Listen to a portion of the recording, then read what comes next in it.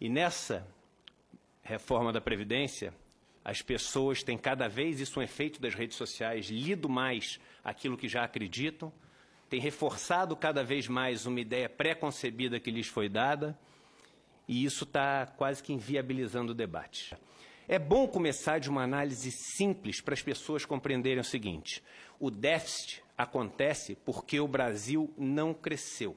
Se o Brasil tivesse crescido minimamente ao longo dos 3 últimos anos, e a gente vai discutir aqui a questão do ovo e da galinha, se a gente não cresceu por causa da Previdência, ou se o déficit da Previdência vem porque a gente não cresceu, mas fato é que se o país tivesse crescido 2% ao ano, metade do que cresceu entre 2005 e 2013, a gente teria hoje um superávit primário de mais de 100 bilhões de reais no país. A gente está falando aqui de uma proposta que afeta 100% da população brasileira. São poucos momentos onde a gente para discutir isso. E como a gente pode estar com uma pressa tão grande de aprovar uma coisa que se você der um Google sobre déficit da Previdência, dê um Google, eu fiz isso na semana passada, você vai ver. Previdência tem déficit de 195 bilhões. Rombo da Previdência aumenta para 290 bilhões no mesmo ano. A farsa chamada déficit da Previdência. Déficit do INSS é de quase 200 bilhões. CPI confirma, não tem déficit na Previdência Social. A CPI que o senhor, com muita eficiência, presidiu. E o rombo da Previdência é uma mentira. Como podemos estar apressando uma questão onde a sociedade não sabe ao certo chegar nos números? Einstein dizia que a média é um perigo. Porque se você tiver com metade do seu corpo no forno e metade na geladeira, na média você está na temperatura ambiente, na prática você está morto. Ou seja, essas contas, olhando só a da urbana, ela é maior o que você arrecadou entre 2010 e 2015 do que o que você gastou com os trabalhadores urbanos. O trabalhador rural ele foi incluído na Constituição de 88 para se fazer justiça social, porque passou décadas sendo aquele boia fria, safreiro, meeiro, que não tinha a menor condição de sobreviver. Logo, inicia-se com o estoque de pagamentos a se fazer sem nenhuma contribuição. É claro que é estruturalmente deficitário, mas a função dessa Previdência não é equilibrar as contas, é equilibrar uma injustiça social. A Previdência do Trabalhador Rural existe para equilibrar uma injustiça social. Porque o senhor, como constituinte, sabe que em 1988 criou-se um pacto social. Um pacto onde, copiando simplesmente, não inventamos a roda, o que aconteceu na Europa, o que aconteceu nos Estados Unidos, que agora é tão exemplo para o Brasil, a gente criou uma rede de proteção social, a Seguridade Social, o Social Security. Quando você abre hoje os jornais, assiste o noticiário, você vê o seguinte: representantes dos bancos, que são os macroeconomistas que sentam lá no ar-condicionado. Quando você liga a televisão, até aqui na TV Senado, você vê o quê? Brancos, ricos, que vivem o dia inteiro no ar-condicionado, comentando sobre a questão da Previdência. E a pergunta que eu faço é a seguinte: quantos negros já foram ouvidos no Jornal Nacional, já foram ouvidos no Jornal da Bandeirantes, no Jornal do SBT, nas primeiras páginas dos principais jornais do Brasil? Quantos negros foram ouvidos falando sobre isso? Quantos representantes dos trabalhadores rurais? Quantos representantes das pessoas que mais vão ser impactadas por essa Previdência estão sendo ouvidos? Ora, por quê? Porque quem veste um terno e trabalha no ar-condicionado e tem mais dinheiro é mais inteligente? Agora, se ter militares ajudou o governo a ser empático aos militares, ter negros no governo, ter mulheres no governo, mais do que somente 2, faz também o governo ser um governo empático a essas causas. Isso. E quando o ministro da Economia diz o seguinte: é 1 trilhão, senão eu estou fora, ele não leu a Constituição Federal. Porque ele não pode colocar o país numa questão que constitucionalmente exige o debate com todas as classes, ele não pode colocar um país contra a parede. Se a gente tivesse, hipoteticamente, isso aqui não é necessariamente uma sugestão, mas um fundo onde todo o superávit que a gente teve nessa conta que a gente fez na Constituição tivesse sido guardado e atualizado, quando a gente teve uma recessão no país, a gente ia olhar para esse fundo e ia ter mais de R$1 trilhão nesse fundo. E esse fundo amorteceria um movimento de crise, porque todos os países passam por crise. Só que não. Todas as vezes que o sistema de seguridade social teve um superávit, esse superávit foi gasto.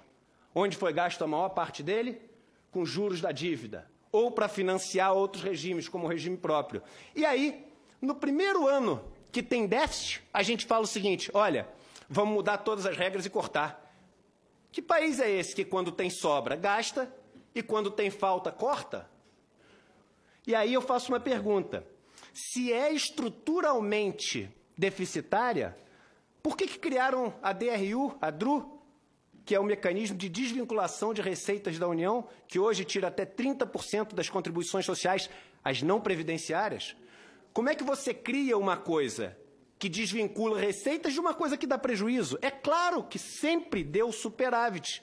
E é onde estão aqueles privilégios que os jornais adoram falar, do sujeito que se aposentou com 30 mil, 40 mil. E aí um ponto interessante. Essa injustiça já foi corrigida em 2013, porque desde 2013 o servidor público não pode se aposentar com valor acima do teto, aquele que entrou no sistema depois de 2013. Estão colocando a população com ódio do servidor público. E é muito paradoxal ter um governo que fala que tem que ser patriota, nós temos no Brasil que ser patriota, nós temos que no Brasil cantar o hino todos os dias, mas temos que odiar aqueles que representam a nação, porque nação é o grupo, o Estado é a pessoa jurídica que representa esse grupo. Como é que a gente vai ter ódio daqueles que nos representam? Isso é um gráfico, senador Paulo Paim, do World Inequality Report, a maior instituição do mundo, com dezenas de milhares de funcionários e colaboradores no mundo inteiro que estuda desigualdade. E desde 2005, ali mais ou menos, o Brasil passou a ser o país do mundo que mais concentra renda no 1% mais rico. Nós somos, segundo o estudo da OCDE, de todos os países estudados, o segundo país que cobra maior alíquota de produtos e serviços do mundo. E esses são os impostos que impactam os pobres. Por quê? Porque tudo que o pobre ganha, ele gasta. Tudo que o pobre ganha, vira bens e serviços. Aí já uma informação muito útil para todo mundo. Todo o dinheiro da Previdência Social que é pago no RGPS ninguém ganha mais do que o teto lá de 5 mil e poucos reais, ninguém ganha mais. Todo esse dinheiro, imediatamente depois que é ganho, ele é gasto. Metade desse dinheiro, portanto, volta automaticamente para o governo como impostos. Se você somar o que volta para o governo como impostos daquilo que é pago pelo RGPS, imediatamente ele também vira superavitário em qualquer situação e muito superavitário.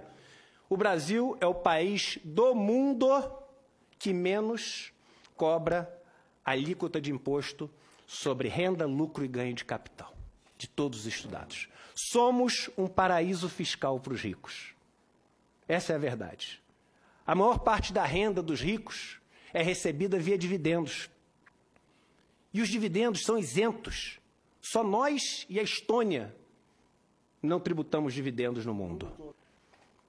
Somando os dois, o que se paga dentro e fora da empresa, no Brasil a gente paga menos de 30%, porque a gente tem a figura do juro sobre capital próprio também, que é mais uma moleza que o empresário tem no país. E a gente quer ser igual aos Estados Unidos. Os Estados Unidos, somando os dois, o empresário paga 57%.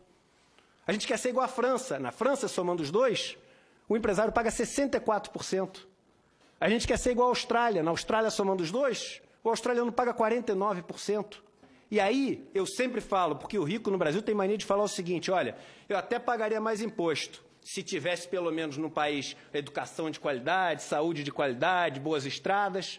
Aí eu falo assim, meu amigo, o dinheiro que você tem foi um dinheiro acumulado em cima dessa estrutura aqui de juros. E você tem dinheiro hoje para comprar um bom carro, para ter um bom plano de saúde, para botar seus filhos numa escola particular boa. Então, o seu imposto volta como educação, volta como saúde, volta como transporte. O imposto que não volta é o imposto do pobre. E o que a gente gera com isso? Uma sociedade onde não tem meritocracia. Esse é um estudo da OCDE que mostra o seguinte: se você nasce nos 10% mais pobres do Brasil, quantas gerações demora até um descendente chegar na renda média do país? O Brasil é o vice-campeão mundial. Demoram 9 gerações, 225 anos até alguém nascer. Ou seja, no Brasil, se você nasceu pobre, você vai ser pobre. Senador, não sei se o senhor sabe, mas em quase 4.000 municípios do Brasil, a receita dos benefícios da Previdência, só do RGPS, são maiores do que o Fundo de Participação dos Municípios, o FPM. Se eles pararem de ter isso, esses municípios quebram. O grupo que tem o BPC vive a mais com qualidade, expectativa de anos de vida saudáveis. Os homens vivem 1 ano a mais, as mulheres 4 anos a mais. Logo, cortar o BPC significa, essa é a matemática, cortar esses anos a mais. E cortar anos de vida significa o quê, senador Paulo Paim? Significa matar, não tem outra palavra. Quem aceita essa reforma da Previdência do jeito que veio, tratando as pessoas que vivem na miséria, porque só alguém que vive na miséria pode receber o BPC, tratando alguém que não tem a capacidade física de exercer mais nenhuma função, que são as pessoas deficientes que recebem o benefício do BPC. Quem trata isso como número e aprova, sem nenhum comentário, essa reforma da Previdência, tem as mãos sujas de sangue, não tem outra palavra para falar. Está matando brasileiros.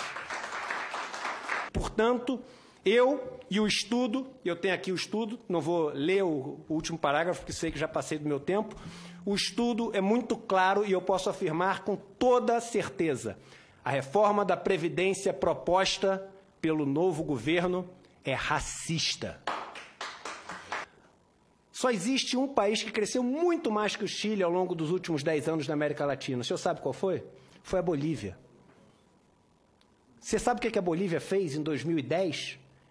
Ela aprovou uma lei reestatizando a Previdência Social que tinha sido privatizada, fazendo a idade mínima cair de 65 anos para 58 anos, fazendo com que as mulheres tivessem o direito de se aposentar 1 ano a menos para cada filho que tivessem, limitado a 3 filhos, fazendo com que os operários das minas pudessem diminuir a idade mínima de aposentadoria em 1 ano para cada 2 anos trabalhados.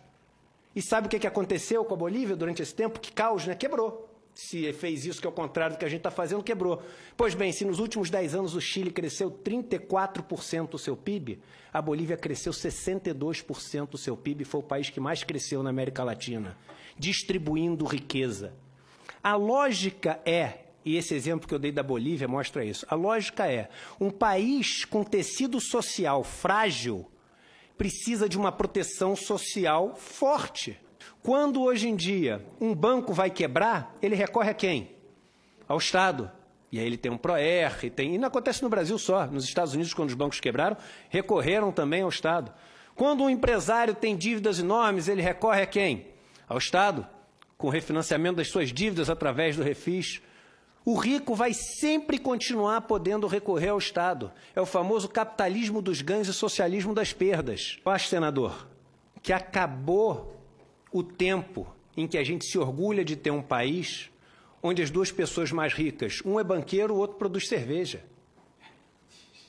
Um país desse não valoriza a criação de riqueza, porque nenhum nem outro produzem riqueza para o país para ser dividida. A solução desse país, Frei Davi, ela é muito simples. Ela envolve dar riqueza para que as pessoas tenham o mínimo para também produzir riqueza. Ela envolve quebrar a relação de dependência que o pobre tem, de só poder gerar riqueza quando alguém o permite, porque o dinheiro que ele pega emprestado custa 400%, 300% ao ano, e é impossível gerar mais riqueza do que isso, para você poder pegar esse dinheiro com o propósito de gerar riqueza. Já que tem se falado tanto em Deus, em homenagem ao Frei Davi, uma passagem do Novo Testamento de Mateus, onde no capítulo 6, Jesus diz o seguinte, Frei Davi: é impossível servir a dois senhores, porque se você servir a dois senhores, você amará um e odiará o outro. Você vai se dedicar a um e desprezar o outro. Vocês não podem, e quando eu digo vocês, é a Bíblia que diz, servir a Deus e ao dinheiro. E eu acredito, senador, que todos nascem iguais. Ninguém nasce um grande homem. Ninguém. São as escolhas que algumas poucas pessoas têm o direito de fazer na vida, que são tão difíceis, que dão a chance a essas pessoas de se tornarem ou não grandes homens. E os senhores senadores da República estão hoje diante de uma dessas grandes escolhas: servir ao dinheiro e ao capital financeiro, ou servir a Deus que está representado no nosso povo, dizendo não a essa reforma da Previdência como ela foi proposta pelo governo. Muito obrigado.